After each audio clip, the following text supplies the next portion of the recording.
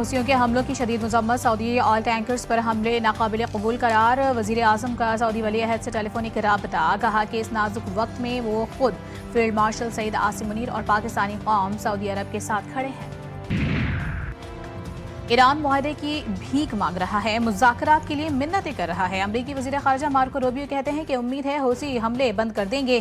سعودی عرب ہمارا strategic partner ہے، سعودی عرب سے سول جوہری توانائی معاہدہ اہم اقدام ہے۔ اور پاکستان خطے میں امن کے لیے کوششیں جاری رکھے ہوئے ہیں۔ نائب وزیر اعظم اسحاق ڈار کہتے ہیں کہ ہمیں امن کے امکانات کو ضائع نہیں کرنا چاہیے۔ وزیر خارجہ کا مزید کہنا تھا کہ مقبوضہ کشمیر کا حل ہی خطے میں پائیدار امن کی بنیاد ہے۔ آسیان ریجنل فورم سے خطاب۔ غریب عوام پر پھر پیٹرول بم کا بار، پیٹرول مصنوعات کی قیمتوں میں آج پھر اضافہ کر دیا گیا۔ پیٹرول 6 روپے 39 پیسے فی لیٹر مہنگا، ہائی اسپیڈ ڈیزل کی قیمت میں 7 روپے 83 پیسے فی لیٹر اضافہ۔ نوٹیفیکیشن کے مطابق پیٹرول کی نئی قیمت 327 روپے 12 پیسے فی لیٹر مقرر۔ ہائی اسپیڈ ڈیزل کی قیمت 375 روپے 4 پیسے فی لیٹر ہو گئی۔ مٹی کے تیل کی قیمت میں 7 روپے 80 پیسے فی لیٹر اضافہ، نئی قیمت 297 روپے 17 پیسے فی لیٹر مقرر۔ عالمی منڈی میں بھی تیل کی قیمتوں میں مسلسل اضافہ، برنٹ خام تیل 6 ہفتے میں پہلی بار $96 کی سطح کو چھو گیا۔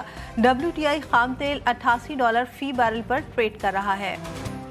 لاہور میں رات گئے شروع ہونے والی بارش، وقفے وقفے سے جاری موسلادھار بارش کے بعد اربن فلڈنگ کی صورتحال، کینٹ، ڈیفنس، والٹن سمیت متعدد علاقوں میں سڑکیں تالاب کا منظر پیش کرنے لگیں۔ کئی مقامات پر گھروں میں بھی پانی داخل۔ لاہور کینٹ میں موسلادھار بارش کے باعث سیوریج سسٹم جواب دے گیا۔ علی ویو گارڈنز، علی پارک، نادرہ آباد اور دیگر علاقوں میں کئی فٹ پانی جمع۔ کیلری گراؤنڈ کے مرکزی شاہراہ بھی پانی میں ڈوب گئی۔ لاہور میں سب سے زیادہ بارش ایئرپورٹ پر 262 ملی میٹر ریکارڈ کی گئی۔ آئندہ چند گھنٹوں کے دوران بھی مزید بارش کی پیش گوئی۔ مونسون کا طاقتور اسپیل، سندھ میں گرج چمک کے ساتھ موسلادھار بارشوں سے موسم خوشگوار، کئی علاقوں میں پانی جمع ہو گیا، بجلی کا نظام بھی شدید متاثر۔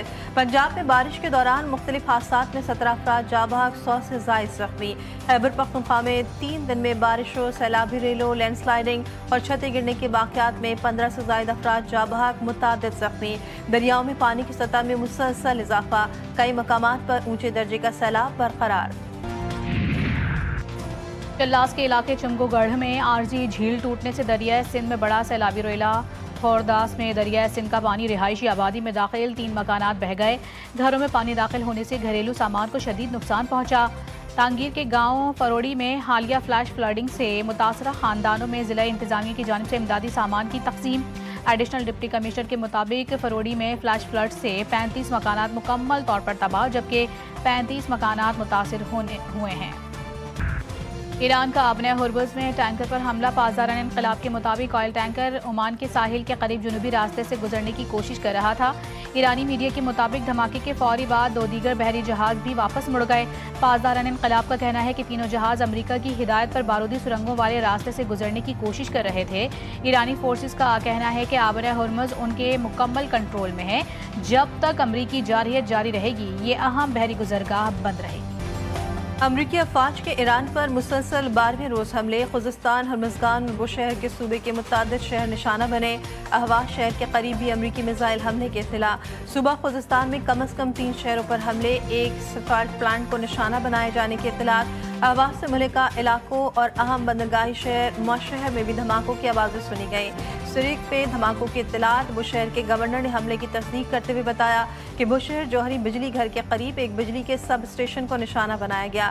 ایران کے مغربی سرحدی شہر شرجہ میں عراق کی سرحد کے قریب امریکی میزائل حملے کی بھی اطلاعات۔ سینٹ کام کے مطابق حملوں میں میزائل اور ڈرون ذخیرہ کرنے کی تنصیبات، ساحلی نگرانی کے مراکز اور فضائی دفاع کے اثاثوں کو نشانہ بنایا گیا۔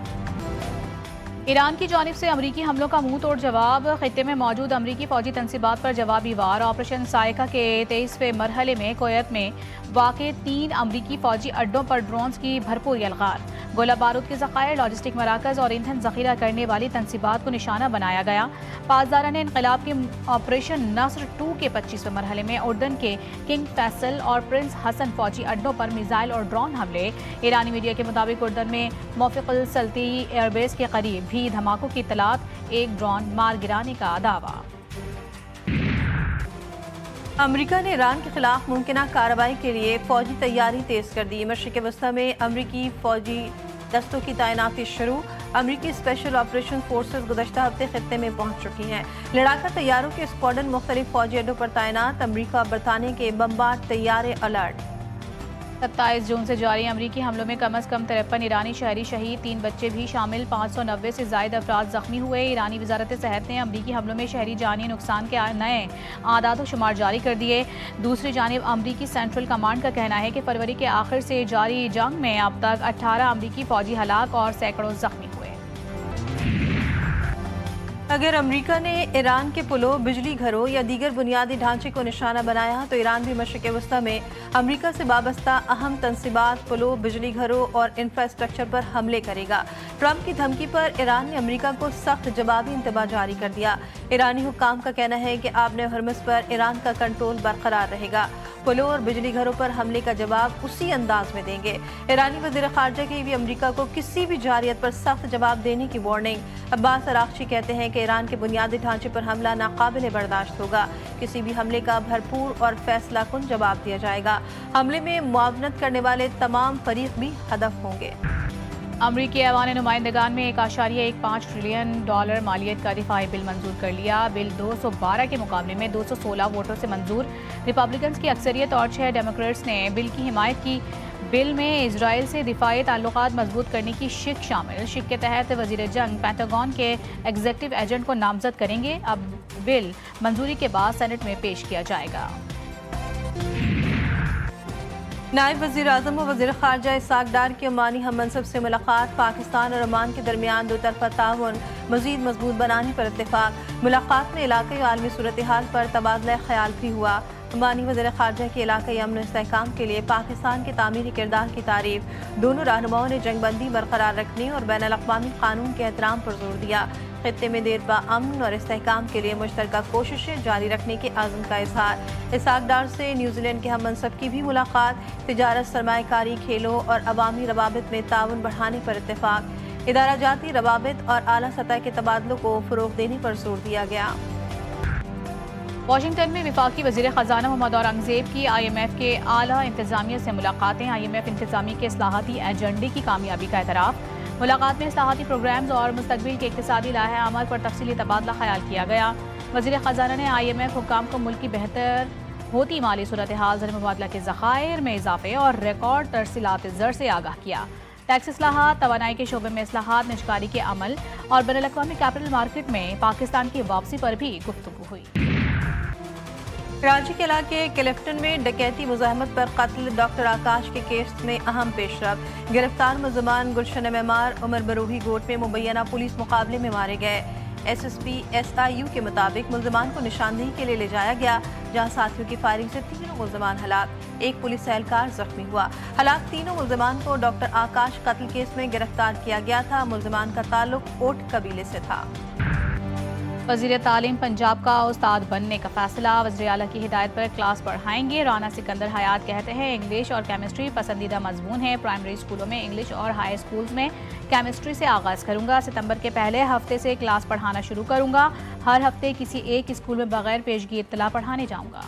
भारतीय पुलिस की बर्बरियत के बावजूद कॉकरोच जनता पार्टी का एहतजाज जारी। नई दिल्ली से शुरू होने वाले मुजाहरे मुख्तलिफ रियासतों तक फैल गए। मुजाहिरीन का भारतीय वज़ीर तालीम धर्मेंद्र प्रधान के इस्तीफे पर जोर। पेपर लीक्स के मामले पर एहतसाब का मुतालबा। डोमेस्टिक क्रिकेट सीजन 2026-27 के बाकायदा शेड्यूल का ऐलान। आगाज़ 11 अगस्त को मुल्तान में होगा। डोमेस्टिक सीजन के शेड्यूल में 2027 के वर्ल्ड कप की तैयारियों का भी प्लान।